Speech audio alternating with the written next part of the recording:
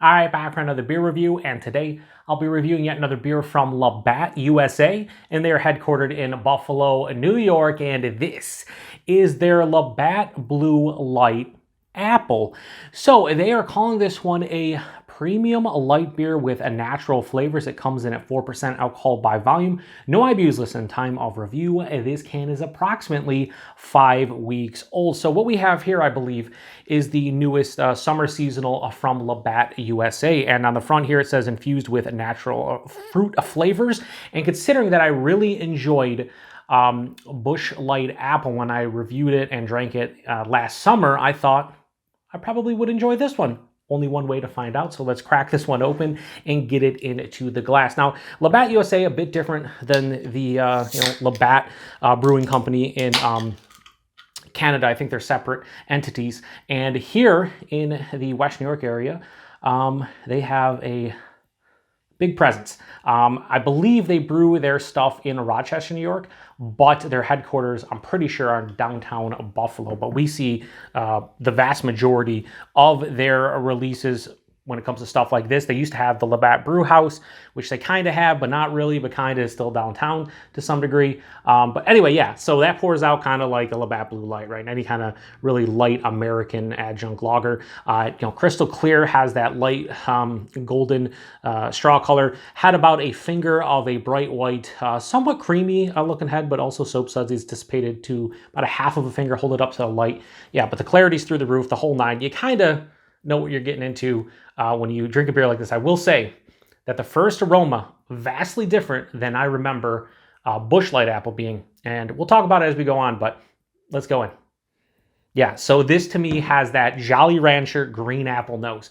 The reason why I enjoyed Busch Light Apple so much last year was it had like a red delicious, like authentic apple character. And I always find that when these natural or even artificial apple flavors are in beverages or candies, if it's not green apple and it's just regular apple, it has more in common with an actual apple, where a lot of candied flavors don't taste like, candied fruit flavors that is, do not taste like the real fruit. Like candied watermelon, you eat a watermelon Jolly Rancher, does not taste like a real watermelon. But I think with like red apple specifically, whether it's our Red Delicious or Honeycrisp or whatever variety, I feel like it's more in common, right?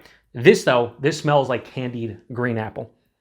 Yeah, 100% Jolly Rancher green apple in the nose. And that's disappointing right off the rip, because I was hoping for more an authentic, regular red apple kind of realm, mostly because there's a red apple on the label.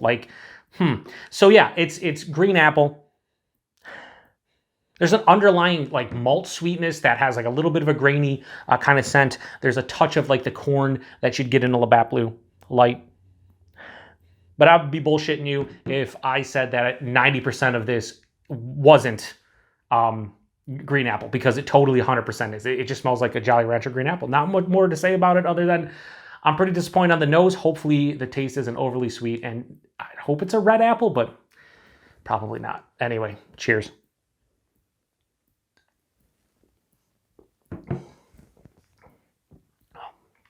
Yeah, that doesn't...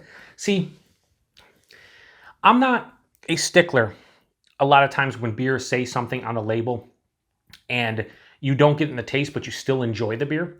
Like I've had many craft beers where they put on the label, 3 or 4 different adjuncts and I only get 1 or 2 of them, but the beer's still delicious, so I don't really care. This, however, is disappointing because I thought, based on the label, based on what they're saying, this would be more of a red apple, it's more of a green apple, and it's more of a candy green apple. So it's just disappointing.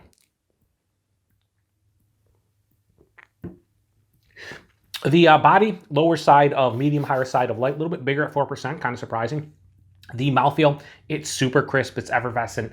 It's pretty much an American light lager, right? Personified. It's a crispy boy.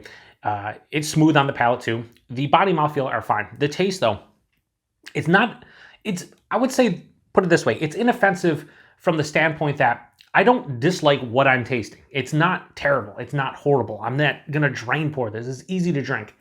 But I like green apple candied flavored, or green apple flavored candy. I do enjoy it, whether it's a Jolly Rancher or any kind, right? Really, Warheads. But I don't like drinking that flavor. Kind of very akin to, I like a candied watermelon. Like, give me a watermelon Jolly Rancher all day long. I don't necessarily want that in a beer. This is where I want a actual red apple. I want the base beer to be here, but I want it to be accentuated by that, hopefully like a Red Delicious or Honeycrisp apple kind of flavor. And what's happening here is I'm getting a Granny Smith apple, but again, it's more of a candied green apple, so it's not even a real Granny Smith apple. That candied green apple is omnipresent from front to back. There's an underlying, again, grainy, slight corn kind of malt character. That's all I get from the light beer.